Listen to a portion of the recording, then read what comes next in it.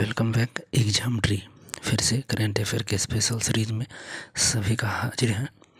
तो चलेंगे सीधे करेंट अफेयर के क्वेश्चंस पे। पहली बार है तो सब्सक्राइब लाइक शेयर जरूर कर दीजिए। पीडीएफ के लिए टेलीग्राम चैनल को ज्वाइन कीजिए, लिंक डिस्क्रिप्शन बॉक्स में अवेलेबल है। तो पहला क्वेश्चन है, ट्रंप की मध्यस्थता से रवांडा और किस देश के बीच एक शांति समझौता हुआ है?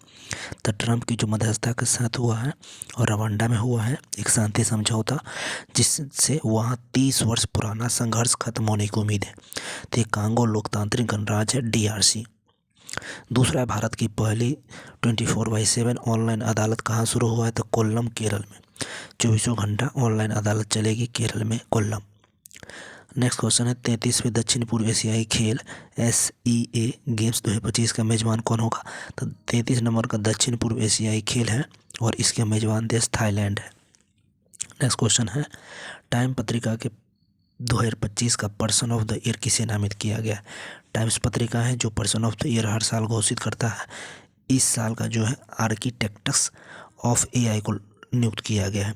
आर्किटेक्ट्स ऑफ AI को नियुक्त किया गया है 2025 के लिए। नेक्स्ट क्वेश्चन है, किस देश ने 8वीं बार जूनियर मेंस हॉकी विश्व कप जीता है?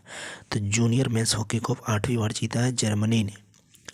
नेक्स्ट क्वेश्चन, रविंद्रनाथ सामंत को किस राज्य का लोकायुक्त नियुक्त किया गया है? रविंद्रनाथ सामंत पश्चिम बंगाल के लोकायुक्त नियुक्त किए गए हैं। लोकायुक्त पश्चिम बंगाल के हैं रविंद्रनाथ सामंत। नेक्स्ट क्वेश्चन है, कौन सा राज्य जल जीवन योजना के तहत शिकायतों में सबसे आगे है? जल जीवन में शिकायत सबसे ज़्यादा यूपी में जल जीवन शिकायत योजना सर्वाधिक ज़्यादा शिकायतें आई है यूपी का। अगला प्रश्न है, किस दिन हर साल अंतर्राष्ट्रीय सार्वभौमिक स्वास्थ्य कवरेज मिशन मनाया गया है? तो किस दिन पूछा गया है? तो 12 दिसंबर को। कब?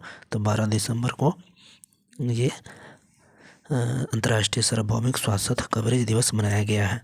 नेक्स्ट क्वेश्चन है, हाल ही में फीडे सर्किट 2025 का खिताब किसने जीता?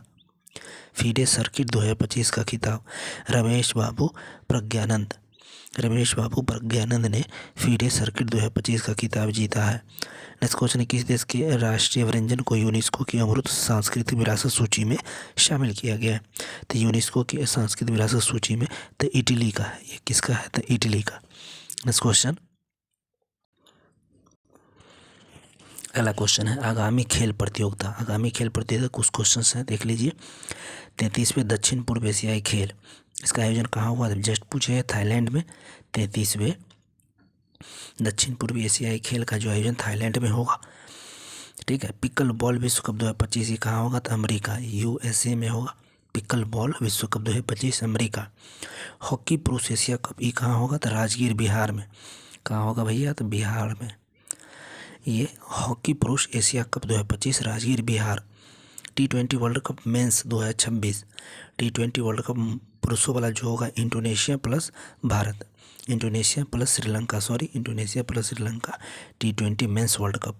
और ICC women's cricket world cup जो होगा, जो महिला का ICC वर्ल्ड कप जो होगा, यह आपको इंडिया और श्रीलंका ये दोनों में, T20 वर्ल्ड कप मेंस का भी 26 वाला India Sri Lanka, ICC women's cricket world cup भी 2025 होगा, जो इस साल भारत और श्रीलंका के बीच में आयोजन होगा।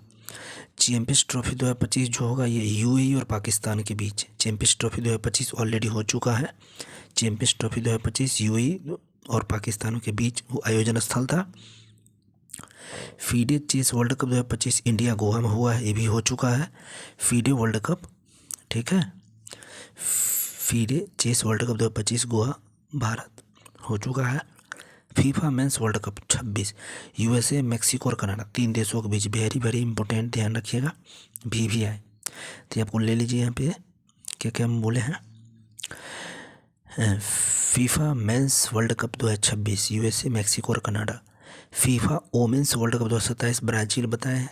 फीफा वोमेंस वर्ल्ड कप जो होगा पुरुष वाला USA, मैक्सिको, कनाडा। महिला वाला जो अगले साल होगा 27 में, 26 के बाद, ये ब्राज़ील में होगा। और 17 नंबर का men's Asia cricket cup, 17 number का मेंस एशिया क्रिकेट कप कहाँ हो रहा है? तो UAE में हो रहा है, इसको ध्यान रखिएगा, UAE। नेक्स्ट, विश्व खेलों के 12वें संस्करण आयोजन कहाँ होगा? चीन में। विश्व खेलों के 12वां संस्करण चीन में। बॉक्सिंग चैंपियनशिप 2025 कहाँ होगा? Bangkok Thailand. Boxing championship 2025 Bangkok Thailand. पहले शतरंज ई स्पोर्ट्स विश्व कप कहाँ होगा? सऊदी अरब। पहले शतरंज ई स्पोर्ट्स विश्व कप कहाँ होगा? सऊदी अरब। और अंडर 19 क्रिकेट वर्ल्ड कप 2026 ये का नाम्बिया और जिम्बाब्वे में। अंडर 19 क्रिकेट वर्ल्ड कप कहाँ हो रहा है? 26 का नाम्बिया और जिम्बाब्वे में। अब कुछ प्रोजेक्ट था जिसके तहत महत्वपूर्ण क्वेश्चन यहाँ से भी निकलते हैं। जैसे प्रोजेक्ट 70 के तहत क्या था? प्रोजेक्ट 17 ए के तहत क्या था? 75 के तहत क्या था? और प्रोजेक्ट 15B के तहत क्या था? तो पहले देखेंगे प्रोजेक्ट 75। प्रोजेक्ट 75 के तहत भारतीय नौसेना ने 6 स्कॉर्पियन श्रेणी की पनडुब्बियों का निर्माण किया। पहला तो याद है कि 6 स्कॉर्पियन श्रेणी की पनडुब्बी किसके तहत था? 75 के तहत। ठीक है। और पहला उसमें कौन था? INS कलवरी। पहला जो स्कॉर्पियन पनडुब्बी था INS कलवरी। दूसरा कौन था? INS खंडेरी। तीसरा जो था INS करंज। चौथा था INS वेला। और पांचवा जो था INS वागीर। छठा था INS वागसीर। तो प्रोजेक्ट 75 का 6 स्कॉर्पियन श्रेणी की पनडुब्बी थी, कलवरी, खंडेरी, करंज, वेला, वागीर और वागसीर। तो इसको ध्यान रखिएगा। फिर अगला होता है प्रोजेक्ट 17A। इसके तहत प्रोजेक्ट 17A के तहत निर्मित 6 युद्धपोत था। ये फ्रिगेट था। नौ की पनडुब्बी, फ्रिगेट अलग होती है, पनडुब्बी अलग होती है, ध्यान रखिएगा। विध्वंसक जो होते जहाज वो अलग होता है। तो 17A के तहत 7 युद्धपोत था फ्रिगेट लेवल का। 7 का नाम देख लिया। नीलगिरी पहला, दूसरा था हिमगिरी, तीसरा था तारागिरी, चौथा था उदयगिरी, पांचवा था दूनागिरी, छठा था विंध्यगिरी, सातवां था महेंद्रगिरी। 17A के तहत 17A के तहत 7 युद्धपोत फ्रिगेट था। नीलगिरी, हिमगिरी, तारागिरी, उदयगिरी, दूनागिरी, विंध्यगिरी और महेंद्रगिरी। इसको भी ध्यान रखिएगा। अब आए 15B के तहत। देखिए 15B के तहत कौन कौन से थे? 15B के तहत यहाँ प्रोजेक्ट 15B के तहत प्रोजेक्ट 15B के तहत भारतीय नौसेना के लिए 4 विध्वंसक जहाज़ों का निर्माण था। यहाँ पे 4 गो था। 6 गो पनडुब्बी, 7 गो युद्धपोत फ्रिगेट और 4 गो विध्वंसक जहाज चाहिए था। INS विशाखापत्तनम, दूसरा INS मरमागोआ, तीसरा INS इम्फाल, चौथा INS सूरत। ध्यान रखिएगा 4 गो विध्वंसक जहाज था। विशाखापत्तनम, मरमागोआ, इम्फाल और सूरत। न्यूक्लियर सबमरीन भी 3 गो थे। तो न्यूक्लियर जो सबमरीन थे वो 3 गो थे और तीनों का नाम था INS अरिहंत, INS अरिघात और INS अरिदमन। ये 3 गो पनडुब्बी थे। तो इन्हें भी आपको ध्यान रखना है। अगला क्वेश्चन चलेंगे। कुछ मध्य प्रदेश के करंट अफेयर है जिसको देख लीजिए। प्रधानमंत्री नरेंद्र मोदी ने मध्य प्रदेश के 4 जिले के भसौला गांव में देश के पहले PM मित्र पार्क का शिलान्यास। तो देश का पहला PM मित्र पार्क का शिलान्यास मोदी जी ने MP में किया है, वो भी MP के भसौला गांव में।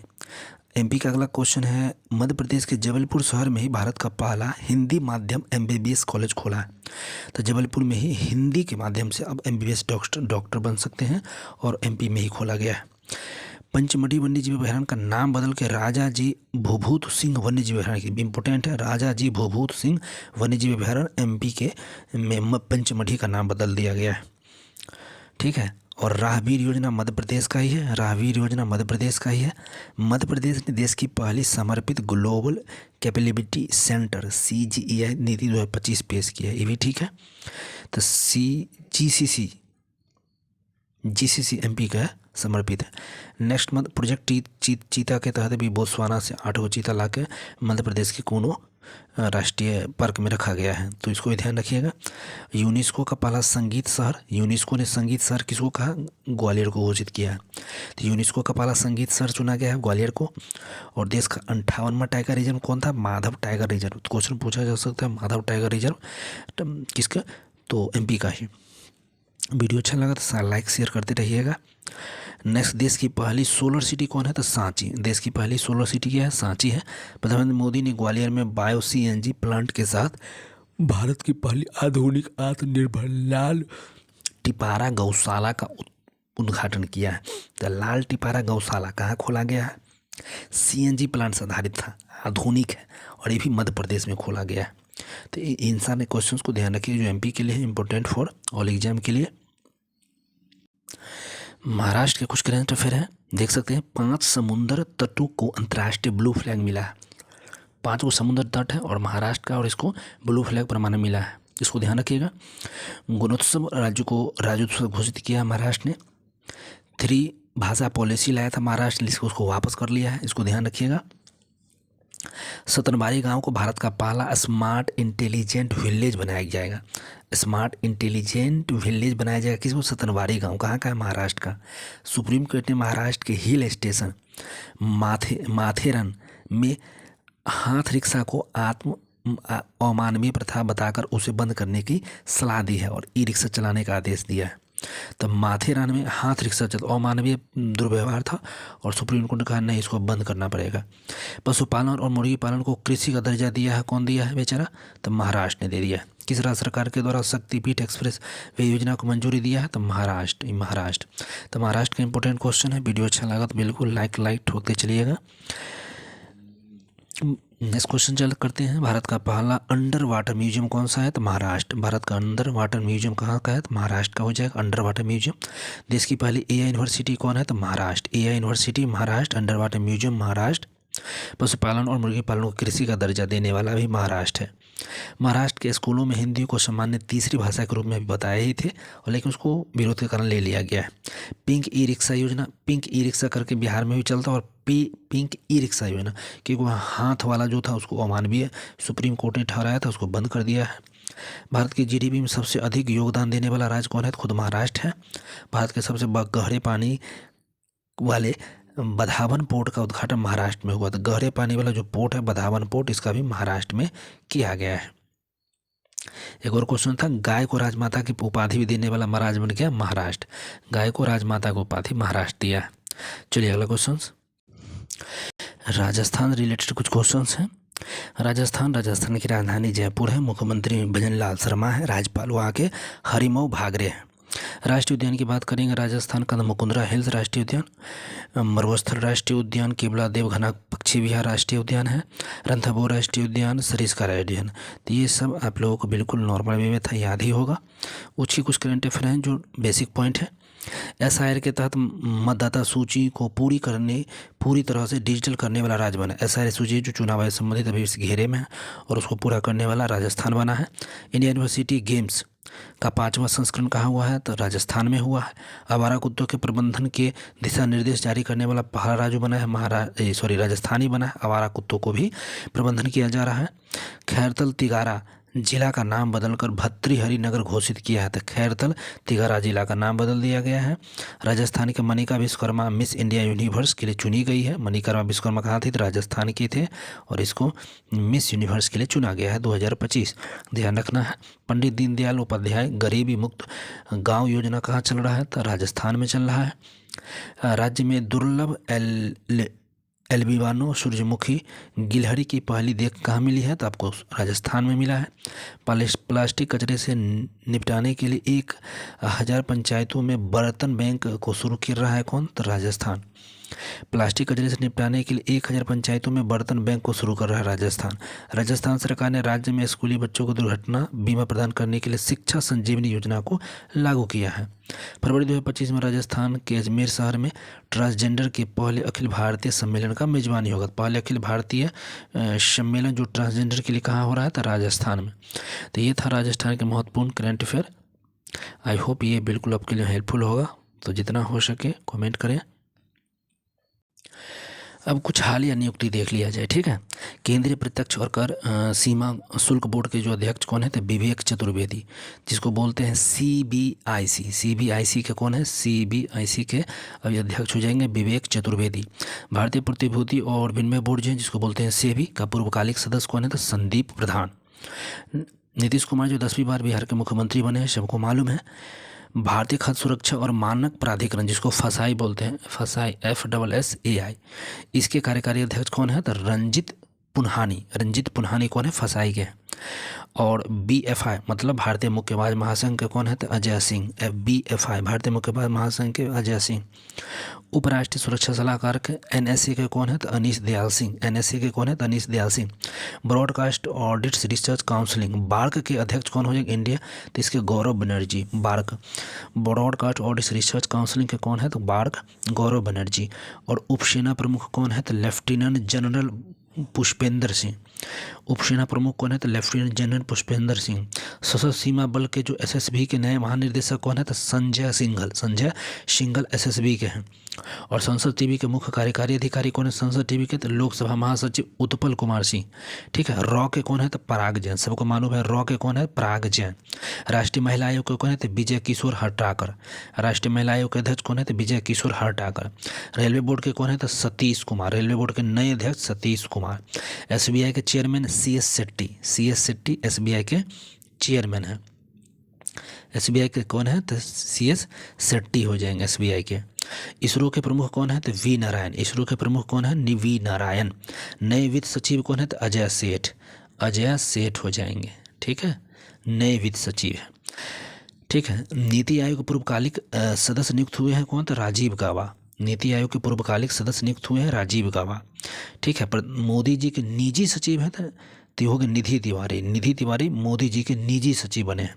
संघ लोक सेवा आयोग के अध्यक्ष कौन है? तो अजय कुमार। UPSC के कौन अध्यक्ष है? तो अजय कुमार। IB जिसको इंटेलिजेंस ब्यूरो बोलते हैं तपन कुमार डेका। IB के कौन है? तपन कुमार डेका। और DRDO रक्षा अनुसंधान और विकास संगठन के अध्यक्ष कौन है? तो समीर V कामत।